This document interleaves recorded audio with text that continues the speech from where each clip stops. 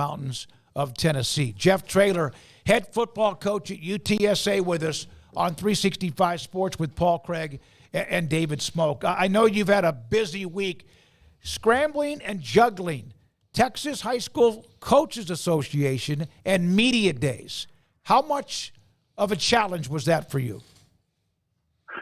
It was a lot, but I wouldn't not do it. I mean, that THSCA is where I came from, and there was 18,000 of us down here in San Antonio this weekend, and I just wouldn't have missed it for the world. And jumped on a plane, Monday, and flew into Arlington, and I got that knocked out. And I'd much rather hang out with my buddies in San Antonio than I would go do AAC Media Day, I can promise you. Now that you are a college head coach, how much do you have to remind yourself that you are like, it's not the old days, like, oh wait, I've got to go give a talk now, or all that? That's a little bit different. Or do you find yourself slipping back into like, this is the good old days? I'll never forget where I came from. Mm-hmm. I mean, those guys are, they're my buddies. We did a barbecue, and we had some sweet tea, and we talked some football at Pinkerton's barbecue Sunday night, and probably between 700 and 800 showed up, and we ate every bit of Grant's ribs down there and his brisket, and drank all the sweet tea as well. And then it started raining, and I had my video guys and girls take a video and a picture. Coaches and probably cattle in East Texas would be the only group that would stand out in the rain, continue to graze and talk football as they were drinking their sweet tea and just getting rained on the whole night. It was an unbelievable thing. Yeah, sounds about right. It does sound about right.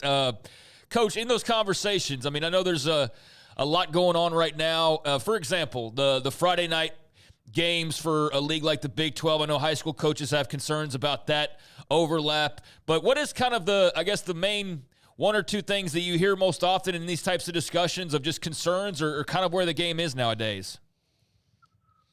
Well, for me, being a Texas high school football coach, and I understand how different our culture is in the state when it comes to football. And most people in the country think they know about it, but they really don't know about it. It's for Friday nights. It's for the high school. And nobody loves the Roadrunners more than the city of San Antonio. If we have a game on Saturday, we're going to have somewhere around 40 to 45,000 people. And if we have a game on Friday night, we're going to have somewhere between 20 and 25,000. Because half our crowd is going to be at Converse or Brandeis or somewhere in the city.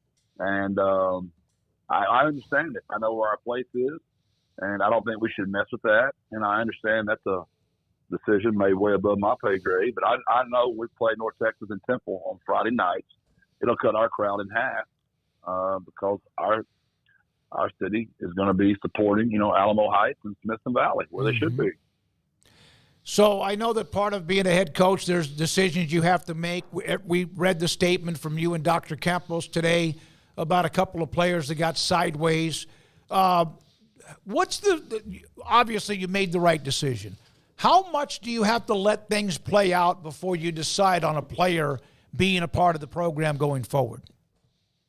That's the first time it's happened to me in 20 years. I've handled a lot of situations, privately. I don't believe in embarrassing children.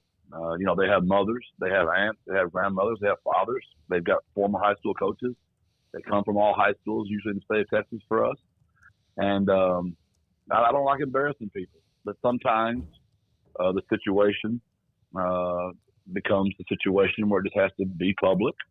And you have to let things play out. There's always, appeals. There's always decisions made by powers above me as well. And so it just takes time. And it's not something you can do immediately because you got to gather facts, discuss it with committees, and do all that thing. But Dr. Campos is an amazing woman. She's a woman of integrity. And her and I see eye to eye on almost everything, but especially in those situations. As somebody that's a football coach, and I've even heard Nick Saban say something about this or whatever, that athletics allows someone who otherwise would have no options or perhaps would probably not be doing well to at least remain in a structured environment. How much of give and take is that when you talk about disciplined players? Oh, it's crushing when you have to remove them because you understand how good the game is of football. If I really am about what I say I am, David, and I truly am about making men out of boys, or to remove that young man from my program goes against everything that I really believe. But sometimes you have to, because the situation is just so severe, it has to be done. Doesn't mean I wish ill will on either one of those young men. I love them both, and I hope it all turns out the way they want it to, and somebody else will give an opportunity to play if that's what happens down the road. But yeah, there's nothing worse if you truly care about kids. But that's the decision that we made at the university, and I'm 100% behind it. Coach, as you get ready to start practice here soon, what is your pre-fall practice routine where you put yourself in the post-media days, coaching convention headspace and start getting back to the football of it all? Yeah, I had to miss. We practice twice a week. We usually practice on Tuesdays and Thursdays. But this week we went Tuesday and Wednesday because I wanted to give these guys some extended time off before we get back for fall camp next week. So I had to miss Tuesday's practice, which I hated. That's the first one I probably maybe have ever missed. I don't know that factually, but probably. And we had about 250 to 300 Texas high school football coaches at our practice Tuesday. So we had a really juiced up, good practice because our kids were so excited that all their former high school coaches there to watch them play. We practiced again today.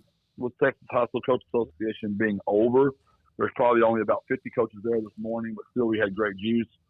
Those guys will, they've got their classes they've got to take care of. But as far as football and being around us, we're going to be about 4 or 5 days, whatever that required time is, they'll get off and they'll report Tuesday, and we'll take the field Wednesday for the first time. So as a high school coach, you saw your roster turn over. I mean, every year, guys filter through their 4 years, and they're not even all necessarily on varsity for 4 years. In college, just because of the things that have happened, guys' careers have lasted a little bit longer, but you've turned the page. You've got some familiar faces for sure coming back, but does it feel like kind of a new era in a way for UTSA, saying goodbye to the likes of Frank Harris, for example? Well, we've hoped for our single digits. Kind of like Coach Rule did when he was at Baylor years ago. Mm-hmm. And I got the idea from Matt when he was at Temple, even more years ago than that. But, it's the 0 was the number. The 2, 1, and the 0 are our 3 numbers. And then we vote all the way through 9, which is very similar to what Matt did as well. But I'll never coach again the rest of my life. Rashad Wisdom has won the 0 on defense, which means he got the most votes. Frank Harris has won the 0 on offense for 4 straight years. Yeah. That'll never happen in my career again. And we don't take that, for granted. We're very grateful for both those young men. But we're also excited to see who's going to transition into the 2, the 1, and the 0 and lead the Roadrunners next season. So you've had you have a McCowan at quarterback. You know them because of your time with Danny Long at Jacksonville. Which of them have produced the best kids at quarterback? Wow. That's a great question. Randy's got Brady. He's at Gilmer right now, believe it or not, to compete for that starting quarterback job. Luke's are just now getting he's got Jonah going to college right now. And then we've got Josh has got Owen with us. Mm-hmm. He's got Aiden at Lamar. I'm not going to answer that question. I know that's not like Jeff Traylor, but tell you what, if you got such courage to ask me that, why don't you call Robin McCowan in Jacksonville, Texas, and ask Grandma? I bet she'll answer that question I for know. you, David. What is it Randy? Is that right? Who would the mom? Randy is the oldest one. Pat is the father of all the boys. Yeah. Robin is the wife of Pat. She's the grandmother. Yeah. So she's a pistol now. You don't want to mess with Robin. I don't want to get one of them mad. Make Pat mad, not Robin. Yeah, no, I know. Okay, how did they all turn out to be quarterbacks? Like, there's not a linebacker, a tight end in that group? Well, they all love to play basketball. So they were very good. They were natural athletes. They were all natural leaders because of their family. And I do believe that Danny, we threw the football at Jacksonville. Absolutely. We were way in front of the time. You understand, this is in 1992 and 93, and we were throwing the ball all over the yard. So, Matt Turner, who's still on my staff, my brother Kurt, who's still on my staff, and me, we were all there working for Coach Long. And that's what he loved to do, was throw it. So we happened to have 3 great ones come through there, and we put them in a system where they were allowed to throw it. Where a lot of guys honestly didn't throw it around a lot back then. I know this is a random question, but I'll never forget contacting Danny, and you were, I think by then you were already at Gilmer. When was the first time you ever saw Adrian Peterson in a high school game, and what did you think? Oh, that's a great question. Yeah, that's a great question. Well, you would think he could play in the NFL immediately. I remember that. I don't know the first time I ever saw him in person, but I do know that he was one of those kind of guys that you thought to yourself, it's a shame he has to go to college and play high school. He literally could have been a one and done and gone to play in the NFL immediately. He was that special at a very young age. So there was the report yesterday, and I don't know if it was J.J. Perez, about one of your players being offered hundreds of thousands of dollars. How often does that happen, and is it any worse now than it was even when we talked to you a couple of years ago? Yeah, it's worse now because they know they have their ways of doing it where you can't catch anybody now. There's always some leak in the building that gets it to the collective. The collective talks to the player's agent, handler, whoever it is that communicates with them. And it pretty much keeps all the coaches out of it now. And there's really no way to report or take anybody out anymore because it's not technically the school's doing anymore. It's a collective to a handler. And luckily for me and this kid, he and I are very close. And I got to read the contract that's being sent to him, and I watched it go up and up and up and up. And he didn't want to go. He stayed. And I really do pray his NFL career is long. And so I really told him he should go take that kind of money. That kind of money doesn't come around very often. And he stayed, though. And we don't pay near that money here at UTSA. He's taken care of, but nothing to the number he was offered. So you're sitting around on a weekend, and there's the news a couple of weekends ago about former President Donald Trump and the assassination attempt. Did you know where Jake was at that particular time? Because we've seen the story about him helping cover up for one of the reporters that was right behind the grandstands. Yeah, I knew he was there, and luckily for Jake, I've always been worried. But when you're in the media and you're covering Trump, those people are, they're not necessarily for the media, to say the least. And I've always been just worried about him as a father. But as soon as it went down, I learned about it like everybody else did. I saw it on the news. Jake texted, our family group texted immediately just to say he's okay. I didn't speak to him until about 12:30 that night. I didn't even know that he had, covered up Rachel Scott on the ground. I didn't know who Rachel Scott was at the time. Somebody had filmed it.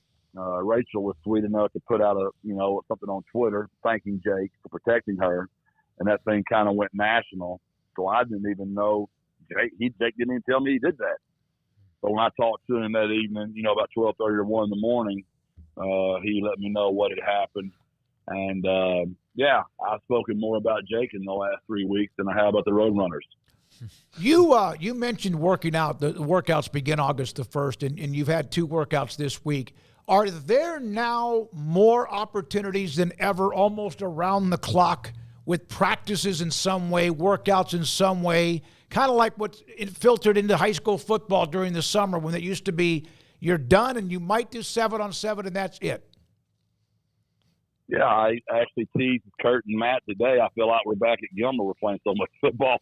We play football all the time around here now. And I understand why the rules are. They're trying to let us put a good product on the field, and there's so much transition going on with the rosters. But we haven't lost many kids. We've only lost 3 kids in 4 years. So our guys have been running the exact same defense, offense, special teams, coached by the same coaches. Other than the 2 coordinators, Illinois stole my first coordinator and Oregon stole my second offensive coordinator. Other than that, pretty much our staff has remained intact. So we might look at fall camp a little differently just because we already know all of our installs. We've already gone through them 100 times. So we're going to continue to practice, don't get me wrong, but maybe not the length and the ferociousness we have in the past. How do you describe the UTSA Roadrunner fan base? It's unique for sure. It's very passionate. It's a lot like our city. We're a very family-driven city. We're a very loyal city. They've been loyal to those Spurs for a long time.